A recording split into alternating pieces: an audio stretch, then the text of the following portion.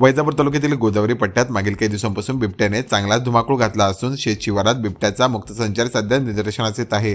काही दिवसांपूर्वीच बिबट्याने चांदेगाव शिवारात बकरीचा व कुत्र्याचा पडशा पाडल्याची घटना ताजी असताना गुरुवार तारीख 21 रोजी सायंकाळी चांदेगाव येथील शेतकरी भगवान रायबान काळे यांच्या गावालगत शेतवस्तीवरील असलेल्या गट क्रमांक 93 वरील शेतवस्तीवर जात असताना मोटरसायकलवरती शेतात पाणी भरण्यासाठी जात असताना रस्त्याच्या कडेला दडून बसलेल्या बिबट्याने काळे यांच्यावर झेप घेऊन प्राणघातक हल्ला केला होता। तर गुरुवार तारीख 28 रोजी सायंकाळी 7च्या सुमारास न्यू हायस्कूल नागमठाण येथे वैजापूरहून हमरापूरकडे मोटरसायकलवर जात असताना हमरापूर येथील सत्यभामा बाळू पठारे वय 60 वर्षे यांच्यावर बिबट्याने प्राणघातक हल्ला केला। बिबट्याच्या हल्ल्यात ही महिला जखमी झाली असून या परिसरात आठवड्यात ही दुसरी घटना आहे।